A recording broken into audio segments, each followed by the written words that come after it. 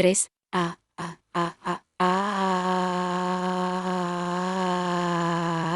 Entre el fragor de las sirenas resonaba un grito de dolor.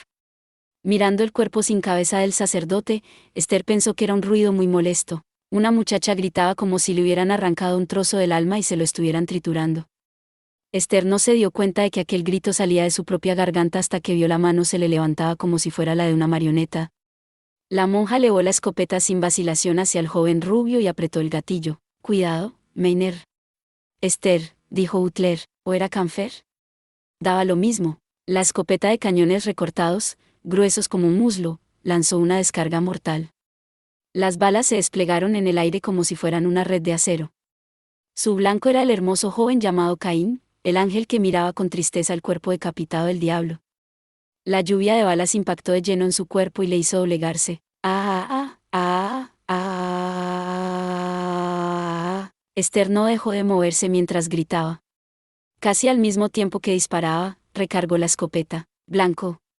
Gatillo. La monja observó de manera inexpresiva cómo el cuerpo del joven salía volando, y recargó de nuevo. Sentía como si un velo de sangre se le extendiera por la mente. No era capaz de pensar.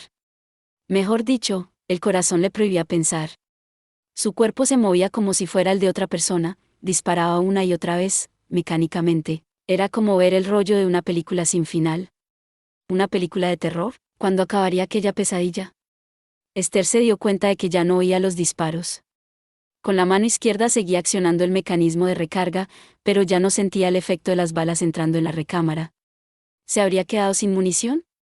¿O era que el arma se había encasquillado? La sala estaba llena de un humo más espeso que la niebla de la ciudad. El sistema de aire acondicionado, que había sobrevivido a los siglos, hacía que la bruma se arremolinara. Esther miraba con ojos vacíos las dos figuras ensangrentadas, una blanca, la otra negra, tendidas en el suelo. La monja dio un paso adelante, sin darse cuenta de que estaba pisando los restos de las gafas redondas, hasta llegar al lado del cadáver negro sin cabeza. «¿Padre?», preguntó con voz temblorosa. Nadie le respondió. «¿Padre?», repitió con más fuerza. Pero tampoco obtuvo respuesta. Del hábito salían los restos del cuello sanguinolento, como un tronco cortado. La cabeza que tendría que haber estado allí había desaparecido. Entre el líquido rojizo que se extendía por el suelo se adivinaban unas manchas grisáceas, probablemente de líquido encefálico. También se veían brillar pequeñas masas blancas, que debían ser dientes. Con los nervios aún colgando, los ojos del color de un lago en invierno estaban cubiertos de un velo blanquecino. No. Esther miraba fijamente el cuerpo decapitado como si fuera el de alguien a quien veía por primera vez. Con los ojos clavados en el corte aún sangrante, repetía sin cesar el mismo monosílabo.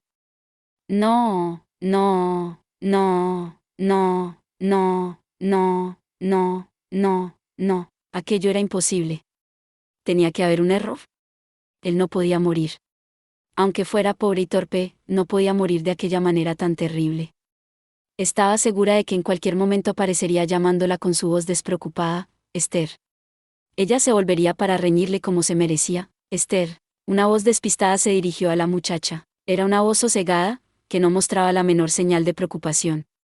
Al volverse hacia ella, la monja palideció como si tuviera ante sus ojos el mismo infierno. ¿Qué pasa?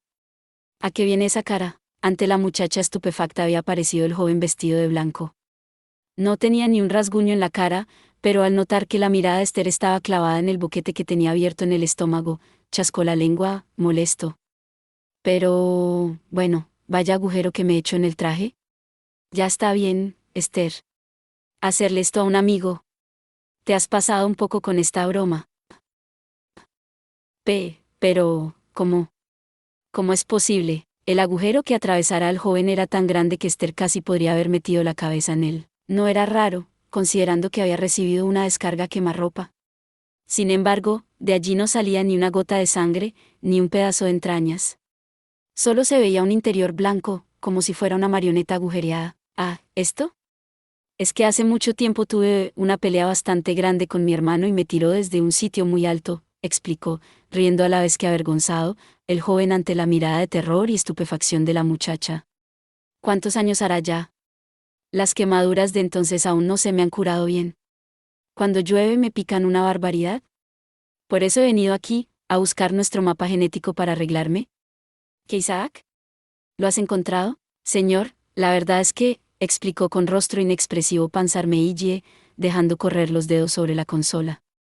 La ira de vuestro hermano ha sido un poco desproporcionada. Los archivos están completamente inutilizados. Y no solo los de aquí. Parece que había copias de seguridad en el sistema, pero aunque he intentado recuperarlas me ha sido imposible. Bueno, eso sí que es un problema. ¿Y no puedes conectarte a la red? ¿No estarán los planos guardados en alguna base de datos por ahí? No es posible conectarse. Este sistema electrónico está inhabilitado. Lo siento mucho, pero parece que vuestro hermano y su ira han acabado con todo. Ya, es que Abel siempre ha tenido muy mal genio. ¿Qué se le va a hacer? Pero sí que es un problema gordo. ¿Qué podemos? Ah, claro. El joven dio una palmada, como si acabara de darse cuenta de algo, y dirigió la mirada hacia el cadáver sangriento caído al lado de Esther. Pensándolo bien, no tenemos los planos, pero tenemos una muestra. Mi hermano y yo somos completamente idénticos. Vamos a usar su cuerpo. No sé cómo no se me ha ocurrido antes. ¿Usar su cuerpo? Repitió Esther, mecánicamente. No entendía muy bien el sentido de aquellas palabras, pero tuvo un presentimiento funesto. Parecía difícil imaginar que pudiera ocurrir algo aún peor, pero Esther retrocedió, atemorizada. Abrazada al cadáver de Abel, se disponía a escapar corriendo de la sala, cuando el joven vestido de blanco se le plantó tranquilamente al lado. ¿A dónde vas, Esther? Preguntó con la misma expresión del sacerdote que ya no estaba en este mundo. La voz de Caín era dulce, pero la monja no pudo evitar que le empezaran a castañetear los dientes. Perdona si te doy miedo, pero enseguida estaremos. Después, volveremos arriba y comeremos algo rico. ¿Qué te apetece? ¿Carne? ¿Pescado? A mí me encanta la pasta, pero tú igual la tienes demasiado vista. Ah, al ver que el joven extendía la mano, Esther se apartó instintivamente. Mejor dicho, intentó hacerlo, pero el cuerpo no le respondió. Aunque Caín le sonreía lleno de afabilidad, la muchacha se había quedado petrificada, como una rana ante una serpiente. El joven extendió la mano hacia el cadáver que abrazaba a la monja. Venga, no perdamos más. ¿Qué ocurre, mi señor? Preguntó, extrañado, Panzar Meille, manipulando las momias que había frente a la consola. Al volverse vio que el joven vestido de blanco había retirado la mano con la que había estado a punto de tocar el cadáver.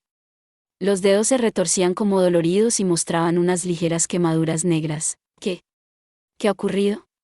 Murmuró Esther, asombrada. Al entrar en contacto con el cuerpo, una luz azulada había hecho que Caín retirara inmediatamente la mano. Era la energía que producía el sacerdote convertido en Kruznik. Pero, ¿por qué? Si Abel ya había muerto, tranquilo, Isaac. Solo me ha asustado un poco. ¿O será que, quieres ponerme las cosas difíciles, 02? Respondió Caín serenamente, como para tranquilizar a su subordinado, aunque en la mirada le había parecido una luz metálica. Estos sos melodramáticos de luchar hasta el final no son tu estilo. ¿O es que solo quieres molestar? Por mucho que te dé rabia, esto no. Bruscamente, Caín dejó de hablarle al cadáver o a la persona que había habitado en él y dirigió una mirada extrañada hacia su propia mano. La carne, hasta entonces de un blanco casi transparente, estaba oscureciéndose por momentos, como si las quemaduras de antes se extendieran por ella.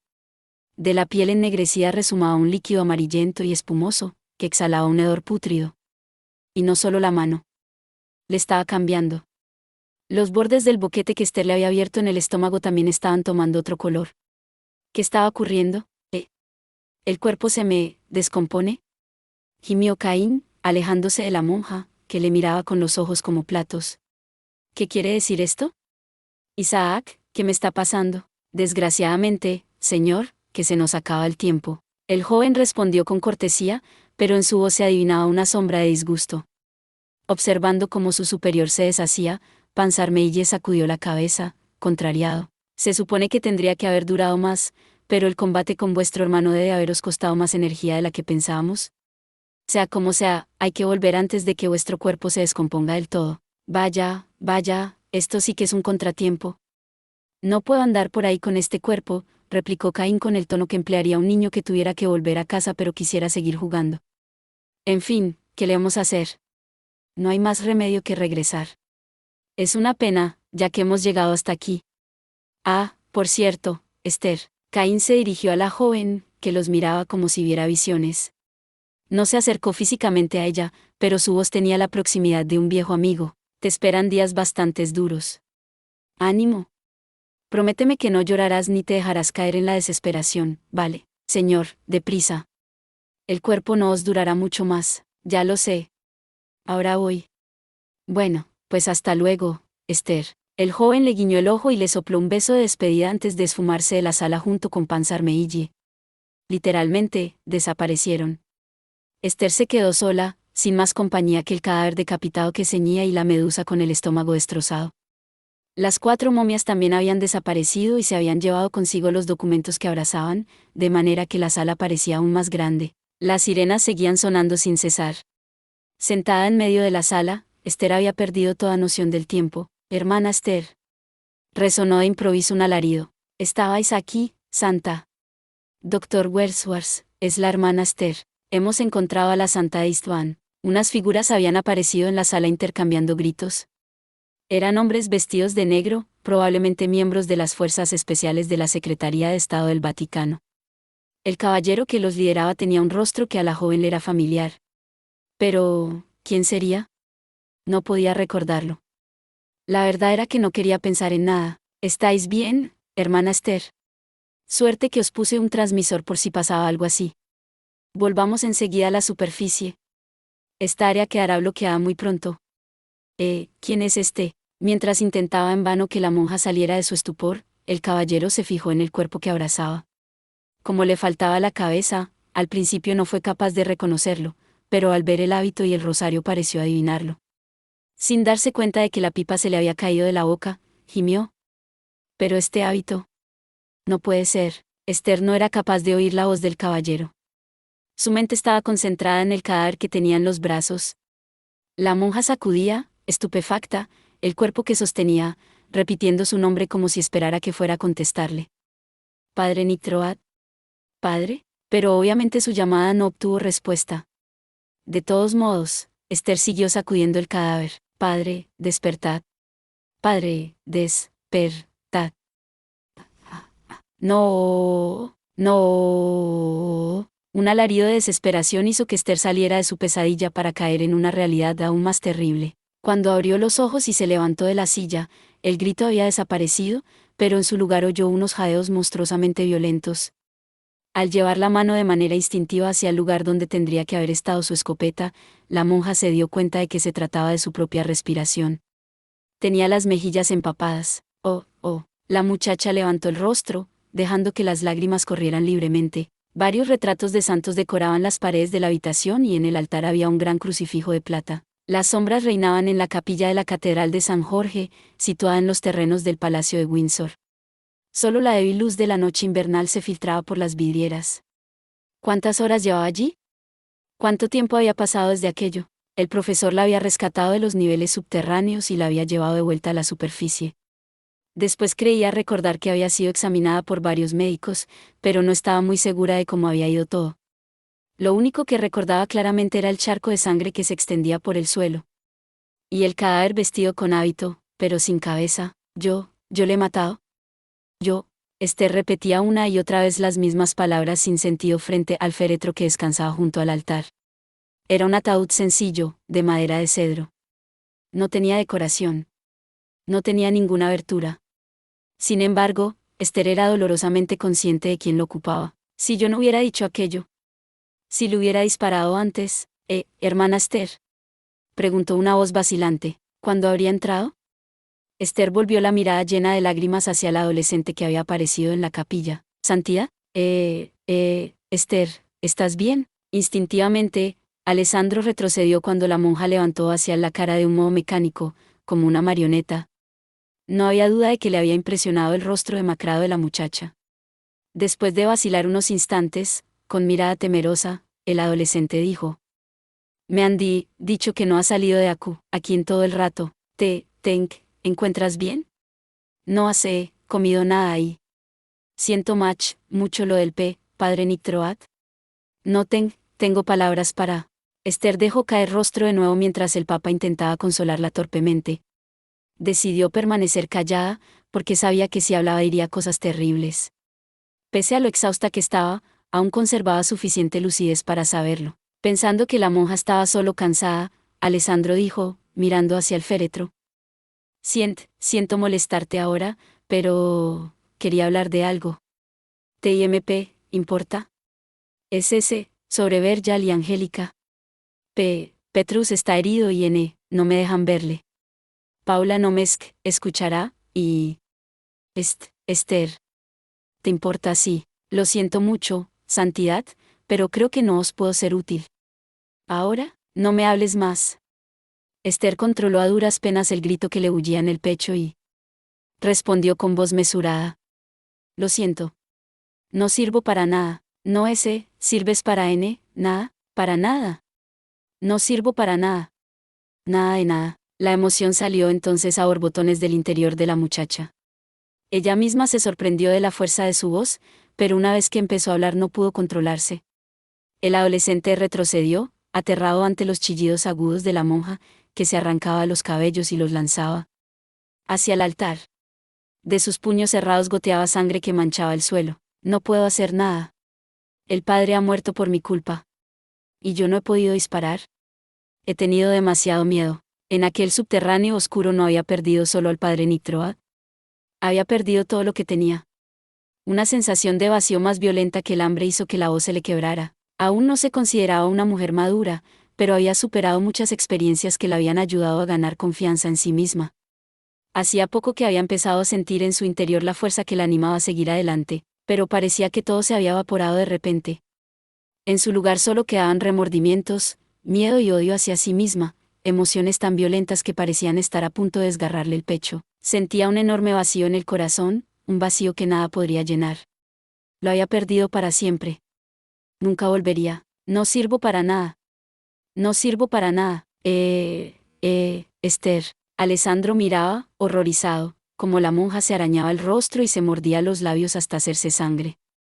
Sin saber qué hacer, se quedó simplemente observándola, aterrado, mientras caían sobre él gotas de sangre y pedazos de piel. Basta, Esther. Una voz serena pero llena de autoridad hizo que la joven se detuviera. Cuando Alessandro se volvió hacia ella, la persona que había hablado ya había pasado por su lado con ritmo marcial y había agarrado a Esther por las muñecas. Alto. Una dama no debe dañarse la cara así, coronel Spencer. Dijo, mirando a la recién llegada con ojos vacíos. Ignorando al papa adolescente, que las miraba con horror, la monja repitió hacia la oficial de cabellera anaranjada. Coronel, yo le he matado. Yo Ya está bien. Un ruido seco restalló contra la mejilla de Esther. Al levantar la mirada, la monja sorprendida, se encontró con los ojos azules de Vladimir. Hermana Esther Blanchet. Habéis olvidado que sois la santa. Habéis sido la elegida para luchar contra el mal en el mundo, ser la voz del Señor y la admiración del pueblo. ¿Cómo puede la santa desmoronarse así? No os lo permitiré, la santa. Ella no era ninguna santa. El grito estuvo a punto de salir de sus labios, pero algo la detuvo. ¿Dónde me he equivocado?, había dicho el Vengador en su ciudad natal. ¿Puedo confiar en ti, Esther?, había preguntado el joven que había conocido en la ciudad del desierto. Menor que tú no eres mi súbdito. Eres mi amiga mayor que, había dicho la muchacha que gobernaba la ciudad de los no humanos. Tú serás la santa, había dicho la amiga que había perdido en la ciudad invernal. Yo soy tu aliado, había dicho aquel que siempre había estado a su lado y que ahora guardaba silencio eterno. Esther enterró las uñas con fuerza en los puños, para evitar llevárselas de nuevo al rostro. Quería borrar aquel nombre. Solo podría salvarse si borraba aquel nombre. Pero al hacerlo, ¿estaría haciendo desaparecer también a todas aquellas personas que guardaba en su interior? Sería como barrer a todos aquellos que vivían pensando en ella y los que no vivían ya sino en sus recuerdos. Gimió la muchacha. ¡Qué voz más fea! La santa tendría que llorar mejor, pensó sin darse cuenta Esther al mismo tiempo que se deshacía en lágrimas. Los hombros le temblaban violentamente y sentía como si fuera a vomitar toda la sangre que le corría por el pecho. Yo no soy ninguna santa. La muchacha lloró con todas sus fuerzas para ahogar aquel grito. Tenía el rostro empapado de lágrimas y mocos, como si no fuera a quedarle una gota de líquido en el cuerpo. Mary esperó pacientemente a que la monja terminara de llorar. Con la mirada fija en ella, ni siquiera se dio cuenta de que el papa había abandonado la habitación. Cuando vio que los lloros remitían un poco, susurró. «Le queríais de verdad, ¿no?» «Le quería». Esther levantó una mirada confusa, llena de lágrimas, como si acabara de oír la voz de un oráculo incomprensible. Mary la abrazó, murmurando: «Llorad todo lo que necesitéis. Pero, después, debéis levantaros de nuevos, Santa. Ahora llorad todo lo que queráis». «¿Coronel? Sí. ¿Por qué? ¿Por qué os preocupáis así por mí? Quizás porque somos hermanas». «Sí, sois. Eres mi hermana. Y pronto seremos las últimas supervivientes de la familia. Las últimas supervivientes de la familia». Aquellas palabras hicieron que a Esther se le encendiera la mirada. ¿Acaso no les quedaba todavía alguien en el palacio? Como si hubiera adivinado lo que pensaba, Mary negó con la cabeza: «Nuestra abuela. La reina está muy grave. Los representantes de la aristocracia han sido llamados a su lado. Por eso he venido a buscarte. Cuando estés más tranquila, ponte a punto. Iremos juntas a palacio». «¿Juntas? Pero yo...». «No pasa nada, Esther», dijo Mary, ofreciéndole a la monja un pañuelo para que se enjugara las lágrimas. «Yo me ocuparé de todo. Yo te protegeré. No dejaré que ese atajo de buitres carroñeros le hagan nada a mi hermana». «Hermana», repitió Esther. El vacío que sentía en el pecho le producía un dolor sordo, un dolor que no cesaría nunca. Pero, al mismo tiempo, la mano que le tendía la coronel era cálida y suave. «Gracias, hermana, no te preocupes. Ya estás más tranquila. Cálmate un poco y nos pondremos en marcha. El coche nos espera afuera. El palacio no está tan lejos de aquí». Mary abrazaba a su hermana hablándole dulcemente, pero unos gritos en el exterior interrumpieron su conversación. Al volverse para ver de qué se trataba, alguien abrió violentamente la puerta sin llamar. «Jane», gritó, sorprendida, «Mary». La coronel se quedó tan conmocionada por la repentina aparición que exclamó, olvidando todas las formas: «¿Pero qué hacéis aquí? ¿No habíais ido a palacio?» «Me he desviado medio camino». Jane Judith Jocelyn, la noble de peor fama de todo Albión, estaba pálida como nunca.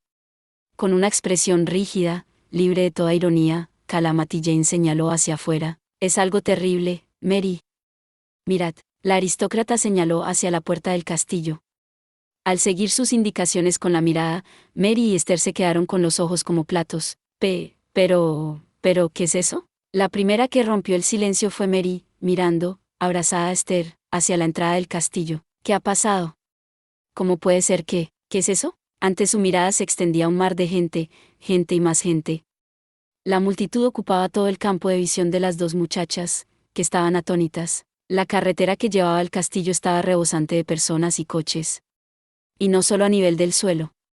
Encima de los coches, en los tejados y en las farolas también había gente que miraba con curiosidad al interior del palacio. Muchos llevaban hojas de periódico en las manos. Además, había grupos de hombres con aspecto de periodistas discutiendo con los soldados que protegían el recinto. «¿Qué estaba ocurriendo? Mirad esto. Es la edición especial del Times que ha salido hace 10 minutos». Jane les mostró un periódico idéntico al que llevaba la multitud del exterior. En el papel barato había impresa una foto y un titular enormes. La foto era de Esther y Mary, tomada el día anterior en el aeropuerto, pero no fue aquello lo que atrajo la atención de las hermanas. Sus miradas estaban fijas en las letras que bailaban a su alrededor: «Sister Esther is the Lost Princess». La hermana Esther es la princesa perdida. «No puede ser, ¿por qué publican esto?», gritó la mayor de las dos hermanas, y se volvió hacia su amiga, que corría las cortinas. «Jane, ¿qué significa esto? ¿Por qué se ha filtrado esta historia a los medios? ¿Quién es el responsable? ¿Y yo cómo voy a saberlo? Todos los periódicos han sacado la historia a la vez y también las radios lo han anunciado», explicó Calamity Jane, sacando más y más periódicos del abrigo. La aristócrata sacó más de 10 bolas de papeles, que pronto llenaron el suelo. «¿Quién ha hecho correr la noticia precisamente ahora? ¿El Vaticano? No puede ser, no tienen lazos tan fuertes con los medios de Albión. El duque de Argyle no es lo bastante hábil para hacer algo así. Que todos los periódicos saquen la misma historia en la edición vespertina. Esto no está al alcance de cualquier. No sé quién ha sido, pero es alguien muy hábil». Entonces, Esther empezó a hablar con voz vacilante, y la perplejidad de su mirada demostraba que aún no comprendía del todo lo que había ocurrido. «Entonces, ¿qué vamos a hacer? Tenemos que ir a palacio a ver a su majestad, pero con toda esa gente». «Hay un coche a punto en la salida de atrás», respondió rápidamente Jane, atravesando los periódicos del suelo con sus tacones de aguja. «Despistaremos a los de afuera con un señuelo y podréis escapar». «Mary, ¿estáis bien?». La pregunta de Jane se quedó sin respuesta. Al ver a su hermana absorta en sus pensamientos, Esther preguntó, temerosa. Coronel Spencer, ¿será una lucha a muerte? La coronel había hablado con voz tan baja que la monja no había encendido lo que había dicho. Ladeando la cabeza, Esther preguntó. ¿Coronel? ¿Qué ¿Qué has dicho, Mary? Nada, no es nada, replicó la oficial, como si acabara de despertarse de un sueño. Al volver la mirada hacia la monja, sus ojos habían perdido la dureza de antes. Sacudiendo la cabeza, Mary le dijo dulcemente a su hermana. No es nada, Esther. No te preocupes. Eso es todo por este video. Espero que hayas disfrutado de la narración de esta emocionante novela web o ligera. Si te gustó el video y quieres ver más contenido como este, te invito a que te suscribas y le des me gusta al video. De esta manera, me ayudas a crecer y a seguir compartiendo historias emocionantes contigo. No te pierdas ningún video más. Gracias por tu apoyo.